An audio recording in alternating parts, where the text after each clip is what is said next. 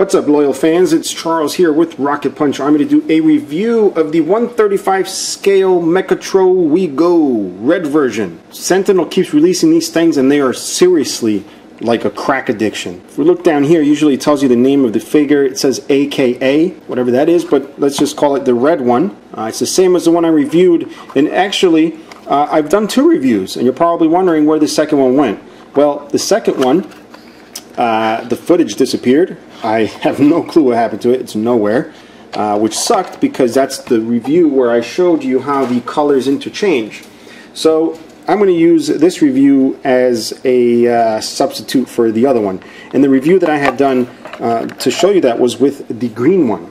The first one I ever got was the orange, then I got the green. Still looking for the pastel blue one, but I finally got the red one, just came in. I have not even popped it off this stand here, but as you can hear in my voice, I'm super excited. First of all, look at that spectacular paint. You don't find paint like this even on $500 figures. Thankfully, these are not that expensive. For around 40 bucks, you get a very nice looking, although little obscure, robot figure, and it actually has die-cast. Let's go ahead and pop this guy off. I think this just pops right off his butthole here. It's actually attached to the sides.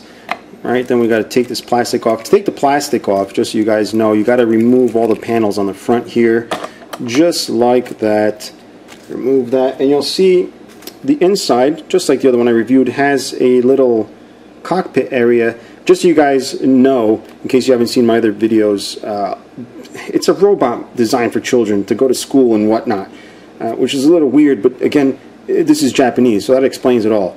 So a little kid would go in there. I guess parents buy these things for kids in an imaginary world, although I'm sure the technology is there for Japanese to do it one day for real. But the kid would go in there and he would roam about in the streets and hopefully not kill anybody with a big machine, because these things, again, are 135 scale. You figure the kid's standing here and he peeps through the head. So if you want to get an idea of how that would scale in real life, watch the review of the orange one. You'll find it elsewhere on the channel. But since I don't want to do the same review again, I'm really just going to use this opportunity to show you how the parts interchange. So you got your die-cast pieces here, which pop off the plastic, just like so. Pop these off. And the next thing I'm going to do is actually, now that I have three of them, we can actually interchange even more colors. Ta-da! Here's the other ones. So again, I'm going to do the same thing. I'm not going to go crazy taking everything off, but just so you guys know, pretty much anything that's color will come off and be interchangeable, including the actual plate here on the head, which I did not know. You can actually pop it off carefully. I'm not going to do that. I'm actually going to leave the head plates the same, but I will switch out certain parts like the bellies. So let's take this green guy here. Right, you can see we can put the red piece here, and let's see if we pop off some of the orange here. We'll take off some of the little bits here, put the orange belly, and maybe put the green here for this one, possibly, and then put the red top here. Right, so you can see the interchangeability. And again, I said a lot of the pieces come off. Let's try the shin guards. We'll take a orange shin guard and put a red one where the orange was, and maybe pop off this shin guard and put a green one. Whoops, popped off a leg there. So you can see the amount of fun you can have with these things. Like I said, anything that's color can and will pop off, so you can interchange them, which makes these really cool. Aside from the fact that they're little die-cast crack pieces, I don't know how to explain that. They're just very, very addictive little figures. And if you guys have bought them based on my previous review, you guys know what I'm talking about. Like, you can't stop buying these things. I've actually bought all of them on pre-order except for the really expensive exclusives, and maybe the blue one I still can't find. I just love these things to death, and I think Sentinel has made a gigantic hit with these things, and they're hard to find once they sell out. I mean, so if you guys are looking for these, you have to jump on them when they're on pre-order, because once they are released, you can pretty much say goodbye to them.